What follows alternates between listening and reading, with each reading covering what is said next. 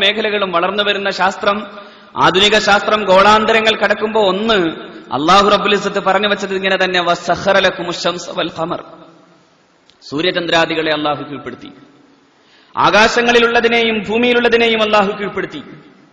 എല്ലാം റബ്ബ് സുബ്ഹാനഹു വ തആല മനുഷ്യന് വേണ്ടി കീഴ്പ്പെടുത്തി തന്നതാകുന്നു. അത് ആർക്കും, പ്രത്യേകിച്ചും ഹിയലില്ലദീന ആമനു ഖുൽ ഹിയലില്ലദീന ആമനു, സത്യവിശ്വാസികൾക്ക് വേണ്ടിയാണ്, സത്യവിശ്വാസികളായ ആളുകൾക്ക് വേണ്ടിയാണ് അല്ലാഹു റബ്ബുൽ ഇസ്സത്ത് ഈ വസ്തുക്കളെ മുഴുവനും അല്ലാഹു റബ്ബുൽ ഇസ്സത്ത് കീഴ്പ്പെടുത്തി തന്നിട്ടുള്ളത് എന്നർത്ഥം. എല്ലാം അവന്റെ ഉപയോഗക്രമങ്ങൾക്കനുസരിച്ച് ഉപയോഗിക്കാം. ഒരു വിശ്വാസി എന്ന നിലയിൽ അവൻ വളർന്നാൽ ഈ പ്രപഞ്ചത്തിലെ സകലതും അവന് കീഴ്പ്പെടും. എത്ര ഉദാഹരണങ്ങൾ നമുക്ക് ഖുർആനിൽ നിന്ന് എടുക്കാം. മഹാനായ സുലൈമാൻ നബി അലൈഹി സ്വലാത്തു വസ്സലാമിന്റെ തിരുസദസ്സിൽ നടക്കുന്ന സംഭവത്തെ വിശുദ്ധ ഖുർആൻ പറയുന്നുണ്ടല്ലോ. ഖാല യാ അയ്യുഹൽ മലഅ അയ്യുക്കും യഅതീനി ബിഅർശിഹാ ഖബ്ല അൻ യഅതൂനി മുസ്ലിമീൻ ഖാല ഇഫ്രീതും മിനൽ ജിൻ അന ആതീക ബിഹി ഖബ്ല അൻ തഖൂമ മിൻ മഖാമിക വഖാല അല്ലദീ ഇൻദഹു ഇൽമുൻ മിനൽ കിതാബ് അന ആതീക ബിഹി ഖബ്ല അൻ യർതദ്ദ ഇലൈക തർഫുക. അവിടെ സമയത്തെ അല്ലാഹു റബ്ബുൽ ഇസ്സത്ത് ഒരു മനുഷ്യന്റെ മുമ്പിൽ അല്ലാഹു ചുരുക്കാണ്. സമയം ഒരു അത്ഭുതം. സമയം അത്ഭുതമാണെന്ന് മാത്രമല്ല, സമയവും സത്യത്തിൽ സ്ഥലവുമാണ് പ്രപഞ്ചത്തിന്റെ അടിസ്ഥാന ഘടകം. ദ സ്പേസ് ആൻഡ് ടൈം, സമയവും അതോടൊപ്പം തന്നെ സ്ഥലവും. സ്ഥലകാലങ്ങളില്ലാത്ത പ്രപഞ്ചമില്ല, സ്ഥലകാലമാണ് പ്രപഞ്ചം. എങ്കിൽ പ്രപഞ്ചത്തിന്റെ ഈ അടിസ്ഥാന ഘടകത്തെ സത്യവിശ്വാസിയായ ഒരു മനുഷ്യന്റെ മുമ്പിൽ അല്ലാഹു റബ്ബുൽ ഇസ്സത്ത് ചുരുക്കുന്നു. ഈ സദസ്സിലെ പ്രഗത്ഭരായ ആളുകളെ ആർക്ക് കൊണ്ടുവരാൻ കഴിയും? ബൽഖീസ് രാജ്ഞിയുടെ മഹാസിംഹാസനം. ഖബ്ല അൻ യഅതൂനി മുസ്ലിമീൻ, അവർ മുസ്ലിങ്ങളായി ഇവിടെ വരുന്നതിന് മുമ്പ് തന്നെ ആർക്കത് കൊണ്ടുവരാനാകും? ഖാല ഇഫ്രീതും മിനൽ ജിന്ന്, ജിന്നുകളിൽ നിന്ന് ഇഫ്രീത്ത് എന്ന ജിന്ന് എഴുന്നേറ്റിട്ട് പറഞ്ഞു, അന ആതീക ബിഹി ഖബ്ല അൻ തഖൂമ മിൻ മഖാമിക, താങ്കൾ അങ്ങയുടെ സിംഹാസനത്തിൽ എഴുന്നേൽക്കുന്നതിന് മുമ്പ് ഞാനത് കൊണ്ടുവരാം. ഖാല അല്ലദീ ഇൻദഹു ഇൽമുൻ മിനൽ കിതാബ്, വേദഗ്രന്ഥം ലഭിക്കപ്പെട്ട മനുഷ്യൻ അദ്ദേഹം എഴുന്നേറ്റ് നിന്നിട്ട് പറഞ്ഞു, അങ്ങയുടെ കണ്ണ് ചിമ്മി തുറക്കുന്നതിന് മുമ്പ് ഞാൻ കൊണ്ടുവരാം.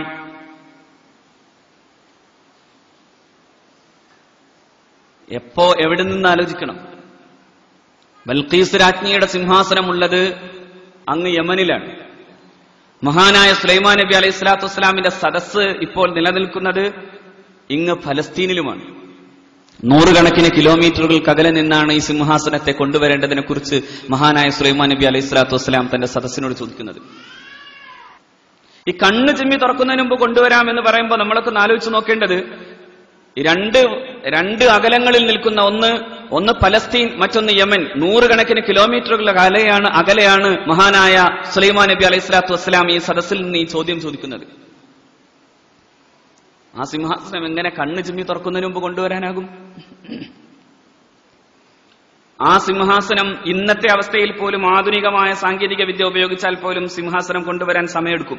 പക്ഷേ കണ്ണ് ചിമ്മി തുറക്കുന്നതിന് മുമ്പ് കൊണ്ടുവരാം എന്ന് പറയുന്നത് അല്ലദീ ഇൽമുൻ മിനൽ കിതാബി, വേദഗ്രന്ഥത്തിൽ ജ്ഞാനിയായ, അതായത് ഒരു ആലിം, അള്ളാഹുവിനെ പേടിക്കുന്ന ഒരു ആലിമാണ് ഞാനത് ചെയ്യാം എന്നാവശ്യപ്പെടുന്നത്.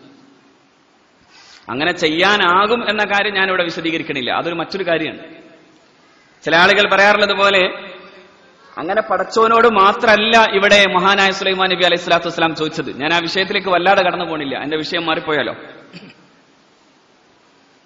അഭയം മുഴുവനും അള്ളാഹുവിനോടാണ്, അത് ശരി തന്നെ. പക്ഷെ അള്ളാഹുവിന്റെ ഔലിയാക്കളും മഹാരഥന്മാരുമായ ആളുകൾക്കിടയിൽ കാര്യകാരണ ബന്ധങ്ങളില്ലാതെ ഈ പ്രപഞ്ചം അള്ളാഹു റബ്ബുൽ ഇസ്സത്ത് അടുപ്പിച്ചു കൊടുക്കുമെന്നതിന്റെ ശക്തമായ തെളിവാണ് ഈ ആയത്ത്. കാര്യകാരണ ബന്ധങ്ങളുടെ അടിസ്ഥാനത്തിലാണ് മനുഷ്യർക്കൊക്കെ സാധാരണഗതിയിൽ ഈ പ്രപഞ്ചത്തിന്റെ സംവിധാനത്തെ അല്ലാഹു സുബ്ഹാനഹു വ തആല കീഴ്പ്പെടുത്തിയിട്ടുള്ളതെങ്കിൽ യാതൊരു കാര്യകാരണ ബന്ധങ്ങളും ഇല്ലാതെ ഈ പ്രപഞ്ചത്തെ അല്ലാഹു റബ്ബുൽ ഇസ്സത്ത് അല്ലാഹുവിന്റെ അടിമകളായ സച്ചരിതരായ അടിമകൾക്ക് വേണമെങ്കിൽ അല്ലാഹു കീഴ്പ്പെടുത്തി കൊടുക്കും. അങ്ങനെ കീഴ്പ്പെടുത്തപ്പെടാൻ സാധ്യതയുള്ള ഒരു മനുഷ്യനോടാണ് ഹസ്രത്ത് സുലൈമാൻ നബി അലൈഹി സ്വലാത്തു വസ്സലാം ഈ ആവശ്യം ഉന്നയിക്കുന്നത്. നമ്മുടെ സദസ്സിൽ പോലും വന്നു നിന്നിട്ട് ചിലരൊക്കെ പറഞ്ഞല്ലോ, അഭയം എന്നത് അള്ളാഹുവിന് വേണ്ടി മാത്രമാണ്. ഞാൻ അന്ന് മറുപടി പറയാതിരുന്നത് അതിന് ചില മാന്യതകൾ ഉള്ളത് കൊണ്ടാണ്. പക്ഷെ ഒരു കാര്യം നാം മനസ്സിലാക്കേണ്ടത്, ചെറിയ കയ്യിൽ കിട്ടിയ ഒരു തുരുമ്പ് വിജ്ഞാനം കൊണ്ട് മാത്രം മഹാപണ്ഡിതനാകാമെന്ന് വിചാരിക്കുന്നതാണ് മഹാതെറ്റ്. അത് മഹാബദ്ധാണ്. പ്രസംഗിച്ചോളൂ, പക്ഷെ ഒറ്റക്കാര്യം, എന്റെ കയ്യിലും എന്റെ ചുണ്ടിലും ഒതുങ്ങുന്നതിനപ്പുറത്തേക്ക് പോകാൻ വേണ്ടി തീരുമാനിക്കുന്നത് അബദ്ധമാണ്. മുൻഗാമികൾ ചെയ്തു വച്ചതും മുൻഗാമികൾ പറഞ്ഞു വച്ചതും വിശുദ്ധ ഖുർആൻ അടിസ്ഥാനപരമായി മനസ്സിലാക്കി തന്നതുമായ യാഥാർത്ഥ്യങ്ങളാണ് നമുക്ക് പറയാനുള്ളത്. എല്ലാ അഭയവും അള്ളാഹുവിൽ നിന്നാണ്. ആർക്കാ സംശയം? സുലൈമാൻ നബിക്ക് സംശയമില്ലല്ലോ. എല്ലാ അഭയവും എല്ലാ ചോദ്യവും അള്ളാഹുവിന്റെ മുമ്പിലാണ്. പക്ഷേ കാര്യകാരണങ്ങളില്ലാതെ തന്നെ ഈ പ്രപഞ്ചത്തിന്റെ സംവിധാനത്തെ കുറച്ചു കൊടുക്കാൻ പടച്ചതമ്പുരാന് സാധ്യമാകും എന്നതിന്റെ വ്യക്തമായ തെളിവാണ് മഹാനായ സുലൈമാൻ നബി അലൈഹി സ്വലാത്തു വസ്സലാം തന്റെ മുമ്പിലിരിക്കുന്ന ഒരു പണ്ഡിതവരണ്യനോട് കൊണ്ടുവരാമോ എന്ന ചോദ്യത്തിന് ഞാൻ കൊണ്ടുവരാം, അങ്ങയുടെ 2 കണ്ണും ചിമ്മി തുറക്കുന്നതിന് മുമ്പേ ഞാനത് ചെയ്തു തരാം എന്ന് ആവശ്യപ്പെടുന്നത് അല്ലേ? ഞാൻ എന്റെ ക്ലാസ്സുകളിൽ പലപ്പോഴും വിശദീകരിച്ചതാണ് ഈ ആയത്ത്. പക്ഷെ അത് വീണ്ടും വീണ്ടും പറയേണ്ടി വരുന്നത് പലരും വന്ന് ചില പരാമർശങ്ങൾ നടത്തിപ്പോയതിന്റെ വേദന എന്റെ മനസ്സിലുള്ളത് കൊണ്ടാണ്. ഒരു കാര്യം നമ്മൾ മനസ്സിലാക്കേണ്ടത്, അഭയം അല്ലാഹുവാണ് എന്ന കാര്യത്തിൽ സംശയം ഇന്നലകളിൽ ജീവിച്ചു പോയ മഹാരഥന്മാരായ പണ്ഡിതന്മാർക്കോ പ്രവാചകന്മാർക്കോ ഇല്ലെന്ന് മാത്രമല്ല, ആ വർത്തമാന ലോകത്ത് സ്ഥാപിക്കാനാണ് ഇവരൊക്കെ വന്നത്. അള്ളാഹു ആ കൂട്ടത്തിൽ തന്നെ നമ്മുടെ നാവുകളെയും അള്ളാഹു ഉൾപ്പെടുത്തട്ടെ. പക്ഷേ ഒന്നുണ്ട്, അള്ളാഹു റബ്ബുൽ ഇസ്സത്ത് അനുഗ്രഹിച്ചവരായ മഹാരഥന്മാരെ സംബന്ധിച്ചിടത്തോളം അവർക്ക് ഈ പ്രപഞ്ചം വഴങ്ങിക്കൊടുക്കുക തന്നെ ചെയ്യും. എത്ര തവണ ഒരു പ്രവാചകന്റെ കഥ മഹാനായ റസൂലുള്ളാഹി സ്വല്ലല്ലാഹു അലൈഹി വസല്ലം തന്നെ പറയുന്നത് സ്വഹീഹുൽ ബുഖാരി രേഖപ്പെടുത്തുന്നുണ്ട്. ഇനി സ്വഹീഹുൽ ബുഖാരിയും വിശ്വസിക്കാൻ പറ്റൂല എന്നുണ്ടെങ്കിൽ പിന്നെ ഇതൊന്നും വേണ്ടാന്ന് വെച്ചാൽ മതി. സ്വഹീഹുൽ ബുഖാരി പറയുന്നുണ്ട്, അസ്ർ നമസ്കാരത്തിന്റെ സമയം തെറ്റുമ്പോഴേക്കും സൂര്യനെ അസ്തമിക്കാതെ കാത്തു നിർത്തിയ മഹാപ്രവാചകൻ, മഹാനായ മൂസ നബി അലൈഹി സ്വലാത്തു വസ്സലാമിന്റെ കാലഘട്ടത്തിൽ ജീവിച്ച പ്രവാചകൻ, മൂസ നബിയുടെ കൂടെ നടന്ന ഒരു ചെറുപ്പക്കാരൻ, ആ ചെറുപ്പക്കാരന്റെ കഥയും ഖുർആൻ പറയുന്നുണ്ട്. ആ ചെറുപ്പക്കാരൻ മൂസ നബിയുടെ ശിക്ഷണത്തിലൂടെ വളർന്നു വന്നപ്പോ ആ ചെറുപ്പക്കാരന് സൂര്യനെ നോക്കിയിട്ട് നിൽക്കവിടെ എന്ന് പറയാനുള്ള ചങ്കൂറ്റവും അതിന് അള്ളാഹു റബ്ബുൽ ഇസ്സത്ത് അതിന്റെ അനുസരണവും അള്ളാഹു റബ്ബുൽ ഇസ്സത്ത് സൂര്യന് കൊടുത്തു. വളർന്നാൽ പറ്റും, ഒന്നിനും പറ്റൂലാത്തവന് ഇങ്ങനെയൊക്കെ പറയാമെന്നല്ലാതെ വളരാൻ തയ്യാറായാൽ അള്ളാഹു വളർത്തട്ടെ.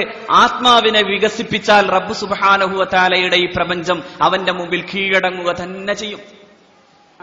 ഫലമ്മാ റആഹു മുസ്തഖിറൻ ഇൻദഹ, തന്റെ മുമ്പിൽ ആ സിംഹാസനം കണ്ടതോടുകൂടെ സുലൈമാൻ നബി അലൈഹി സ്വലാത്തു വസ്സലാം പറഞ്ഞു, ഖാല ഹാദാ മിൻ ഫദ്ലി റബ്ബി, ഇതെന്റെ നാഥന്റെ ഔദാര്യമാണ്, ഇതെന്റെ രക്ഷിതാവിന്റെ ഔദാര്യം.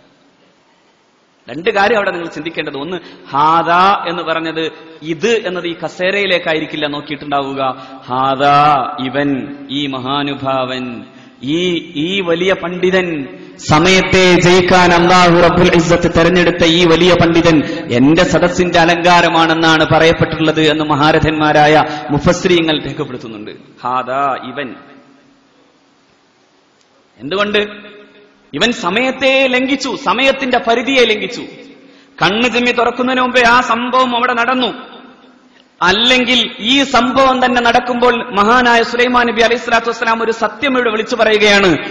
ഈ ആസഫ് ഇബ്നു ബർഹിയ ഉൾപ്പെടെയുള്ള അള്ളാഹു റബ്ബുൽ ഇസ്സത്ത് അനുഗ്രഹിച്ചവരായ മഹാരഥന്മാരായ ഈ അള്ളാഹുവിന്റെ സച്ചരിതരായ അടിമകൾ, അവരെ സംബന്ധിച്ചിടത്തോളം ഇതൊക്കെ ചെയ്യാനാകുന്നത് റബ്ബിന്റെ ഔദാര്യത്തിലാണ്, എല്ലാത്തിന്റെയും അപ്പുറം അള്ളാഹു തന്നെയാകുന്നു എന്ന സത്യം വിളിച്ചു പറയലുമാണ്. നിങ്ങൾ ആലോചിക്കേ, 2 കാര്യമുണ്ട് അവിടെ. ഒന്ന്, എല്ലാത്തിന്റെയും അപ്പുറത്ത് നിൽക്കുന്ന റബ്ബ് തന്നെയാണ്, എല്ലാ പരിധിക്കും അപ്പുറം അല്ലാഹുവാണ്. പക്ഷെ എന്നാലോ പ്രപഞ്ചത്തിന്റെ സംവിധാനങ്ങളിൽ ഈ പറയപ്പെടുന്ന അവസ്ഥയിൽ മനുഷ്യനെ സംബന്ധിച്ചിടത്തോളം അല്ലാഹു റബ്ബുൽ ഇസ്സത്ത് ചില കീഴ്പ്പെടുത്തലുകൾ പ്രപഞ്ച സംവിധാനത്തിൽ അല്ലാഹു കൊടുത്തിട്ടുണ്ട്. അതുകൊണ്ടാ സഅദ് ഇബ്നു അബീ വഖാസ് റളിയല്ലാഹു തആല അൻഹു, ഈ പുഴ ആരുടേതാണ്? അല്ലാഹുവിന്റേതെങ്കിൽ ഈ പുഴ ചവിട്ടിക്കെടുക്കാൻ, എന്റെ റബ്ബിന്റെ ദീനിന്റെ മാർഗത്തിൽ മുന്നോട്ട് പോകാൻ ഈ പുഴ എനിക്ക് തടസ്സമാകില്ലെന്ന് പറഞ്ഞിട്ട് മദാഇലെ സൈനിക സമൂഹം, റോമാ സൈനിക സമൂഹം നോക്കി നിൽക്കെ മഹാനായ സഅദ് ഇബ്നു അബീ വഖാസ് റളിയല്ലാഹു തആല അൻഹു തന്റെ സമൂഹം കടന്നുപോയത്, അവർ ജയിച്ചത് ആ കൂറ്റൻ തിരമാലകൾ പോലെ വരുന്ന ഈ ജലപ്രളയത്തിന്റെ മുമ്പിലൂടെ അതിനെ കടന്നുപോകാൻ മഹാനായ സഅദ് ഇബ്നു അബീ വഖാസ് റളിയല്ലാഹു തആല അൻഹുവിന് അല്ലാഹു കരുത്ത് കൊടുത്തു.